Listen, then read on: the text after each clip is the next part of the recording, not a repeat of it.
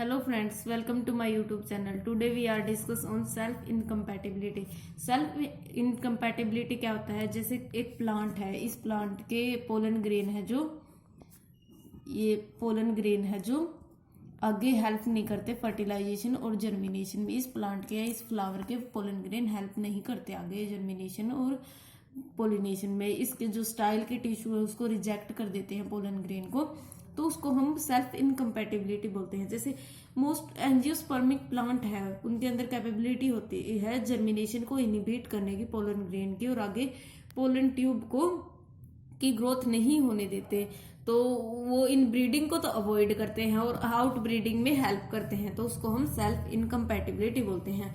ये जो chemical control है, ये जो मतलब इसका कंट्रोल है टिश्यू का, रोक देते हैं पोलन ग्रेन की जर्मिनेशन को, तो ये केमिकल कंट्रोल की वजह से ही रोकते हैं, तो उसको हम सेल्फ इनकम्पैटिबिलिटी बोलते हैं उस केमिकल कंट्रोल को।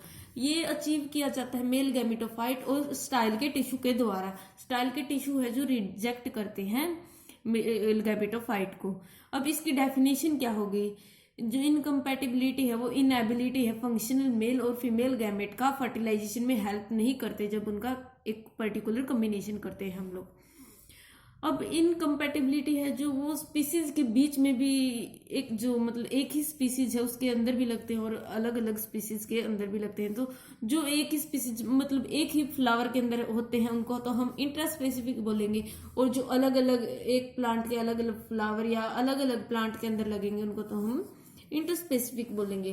तो इंटरस्पेसिफिक इनकम्पैटिबिलिटी क्या होगी? जो फर्टिलाइजेशन होगी गैमेट्स और ओरिजिनेट होते हैं अनरिलेटेड पेरेंट्स से, वो रोक दी जाएगी, तो उसको हम इंटरस्पेसिफिक बोलेंगे। मतलब जो गैमेट होंगे अलग अलग पेरेंट्स से होंगे, उसकी जब फर्टिलाइजेशन रोक दी जाएगी तो उसको हम इंटरस्पेसिफिक बोलेंगे। और इंट्रास्पेसिफिक में क्या होता है? जब फर्टिलाइजेशन प्रिवेंट की जाती है सेम पेरेंट से ही ओरिजिनेट हो गैमेट्स, तो और सेम स्पीसीज के ही हो, तो उसको हम इंट्रास्पेसिफिक इनकम्पैटिबिलिटी बोलते हैं। ये तो सेम स्पीसीज के होंगे इंट्रास्पेसिफिक में, सेम स्पीसीज में सेम फ्लावर या सेम प्लांट। इसमें क्या होगा? इंटरस्पेसिफिक में डिफरेंट प्लांट। अब सेल्फ इनकम्पैटिबिलिटी क्या है? प्री फर्टिलाइजेशन बैरियर है। ये मतलब इसमें सेल्फ पोलिनेशन नहीं होती आगे फर्दर, ये क्रॉस पोलिनेशन से पहले होता है। मतलब जब सेल्फ इनकम्पैटिबिलिटी की प्रोसेस उसमें सिर्फ क्रॉस पोलिनेशन ही एक चांस होता है। अब सेल्फ इनकम्पैटिबिलिटी क्या होता है? स्पेसिफिक जीन के द्वारा कंट्रोल की जाती है, और पोलन है जो मतलब उनकी पर्टिकुलर एलिल होगी पोलन की और पिस्टिल की एलिल होगी, तो उनको मतलब रिजेक्ट कर देती है एलिल को। वो सेल्फ इनकम्पैटिबिलिटी तो जीन्स की वजह से और एलिल की वजह से भी होती है। अब सेल्फ इनकम्पैटिबिलिटी है दो सिस्टम को फॉलो करती है। फर्स्ट सिस्टम है हेट्रोमॉर्फिक सिस्टम, सेकंड सिस्टम है होमोमॉर्फिक सिस्टम। हेट्रोमॉर्फिक और होमोमॉर्फिक सिस्टम क्या है? जो हेट्रोमॉर्फिक है उसमें इनकम्पैटिबिलिटी होती है सेम स्पीसीज के द्वारा। उसमें क्या होता है? मॉर्फोलॉजिकल टाइप होते हैं एक ही प्लांट के, दो या दो से अधिक मॉर्फोलॉजिकल टाइप होते हैं फ्लावर के। इसमें एग्जाम्पल क्या है?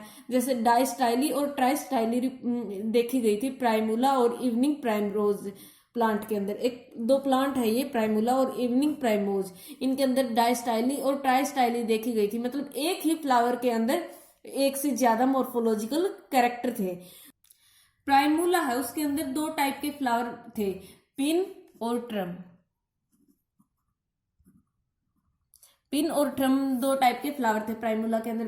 पिन फ्लावर क्या था? इसके अंदर लॉन्ग तो स्टाइल थे और शॉर्ट स्टेमन थे, और ट्रम के अंदर क्या था? शॉर्ट स्टाइल था, लॉन्ग स्टेमन थे।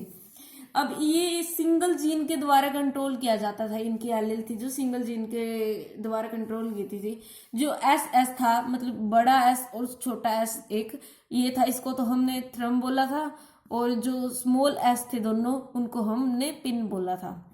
ये पिन फ्लावर के ऊपर होते थे एलील, ये थ्रम फ्लावर के अंदर। तो इनकम्पैटिबिलिटी रिएक्शन थी जो प्लांट की जीनोटाइप थी उसके द्वारा कंट्रोल की जाती थी। जो एस था ये वाला डोमिनेंट था, डोमिनेंट जीन था, छोटे एस को के कैरेक्टर को ये सप्रेस करता था। तो इनकम्पैटिबिलिटी सिस्टम था ये जो होमोमॉर्फिक स्पोरोफाइटिक टाइप था। जैसे अब हम एग्जांपल देखेंगे इसका पिन और ट्रम का।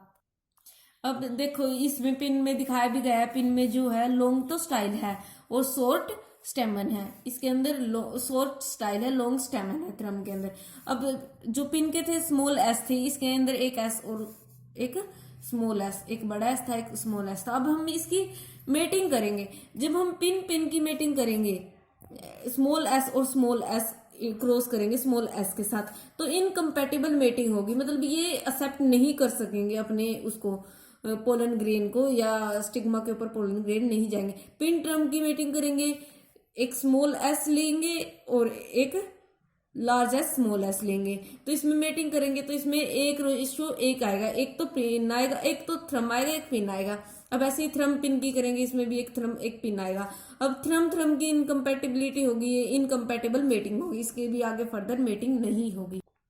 तो इस टाइप से पिन है जो अपने खुद के पोलन ग्रेन को ही रिजेक्ट कर देते हैं, और थ्रम प्लांट है जो खुद के ही पोलन ग्रेन को रिजेक्ट कर देते थे। उनके अंदर इनकम्पैटिबल मेटिंग थे। वो जो पिन वाले प्लांट है वो थ्रम वाले पोलन ग्रेन को एक्सेप्ट करते थे, और थ्रम वाले हैं जो पिन वाले को एक्सेप्ट कर देते थे। इसको हम हेटेरोमॉर्फिक स्पोरोफाइट टाइप बोलेंगे। इसमें मतलब क्या है, एक ही फ्लावर के अंदर दो या दो से अधिक एलील या स्पीसीज पाई जाती थी। मतलब इसमें जैसे प्राइमूला में और इवनिंग प्राइमरोज में देखा गया था डायस्टाइल और ट्राइस्टाइलिक कंडीशन। अब हम बात करेंगे होमोमॉर्फिक सिस्टम की। होमोमॉर्फिक सिस्टम क्या है, जो हेटेरोमॉर्फिक था उसमें तो मॉर्फोलॉजिकल डिफरेंस थे। होमोमॉर्फिक है जो वो मॉर्फोलॉजिकल डिफरेंस से कनेक्टेड नहीं है। इसके अंदर इनकम्पैटिबिलिटी होती है प्लांट के जीनोटाइप की वजह से, जिसके ऊपर वो प्रोड्यूस होता है, उसको हम स्पोरोफाइटिक कंट्रोल बोलेंगे, या फिर खुद के फ्लावर के खुद के जीनोटाइप की वजह से, जिसको हम गैमेटोफाइटिक कंट्रोल बोलेंगे।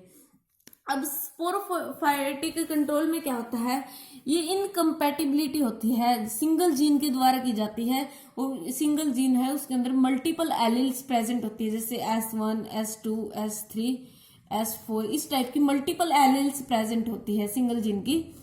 अब जैसे ब्रासिका ओलेरिका है, इसके अंदर 30 से ज्यादा एलील प्रेजेंट थी, मोर देन 30 एलील्स ब्रासिका ओलेरिका के अंदर प्रेजेंट थी। अब ये इनकम्पैटिबल रिएक्शन है पोलन ग्रीन की, वो जीनोटाइप था प्लांट का, उसके द्वारा कंट्रोल की गई थी। मतलब पोलन के खुद के जीनोटाइप की वजह से कंट्रोल नहीं की गई थी, वो जीनोटाइप था जो प्लांट का, उसके द्वारा कंट्रोल की थी। मतलब ब्रासिका ओलेरिका है, उसके अंदर प्रेजेंट थी 30 से ज्यादा एलील्स, ना कि उसके पोलन ग्रेन के अंदर। तो एस था जो सिंगल जीन एस, वो डोमिनेंस को भी एग्जिबिट कर रहा था, को डोमिनेंस को भी और कंपटीशन को भी। इसको हम स्पोरोफाइटिक कंट्रोल बोलेंगे, जो मतलब कि प्लांट के जीनोटाइप की वजह से कंट्रोल किए जाए। अब गैमेटोफाइटिक कंट्रोल क्या होता है, गैमेटोफाइटिक कंट्रोल क्या है, इनकम्पैटिबिलिटी होती है पोलन के खुद के जीनोटाइप की वजह से। हमने स्पोरोफिटिक में तो बोला था कि प्लांट के जीनोटाइप की वजह से होगा, और गैमेटोफाइटिक में क्या होगा, पोलन के खुद के जीनोटाइप की कंट्रोल की वजह से होगा, जिसके ऊपर वो पोलन ग्रेन है प्रोड्यूस हो रहा है। इसमें क्या है, मतलब कि सिंगल जीन होगा और उसके अंदर भी मल्टीपल एलील्स होगा। मतलब ये पोलन ग्रेन का एस मान लिया हमने, एक सिंगल जीन है, इसकी पोलन आगे S1, S2, S3 फर्दर आगे टाइप्स होगी। इसके अंदर एग्जांपल होता है निकोटिना और सोलेनम। हम देखते हैं, हम इसके डायग्राम की हेल्प से हम देखते हैं।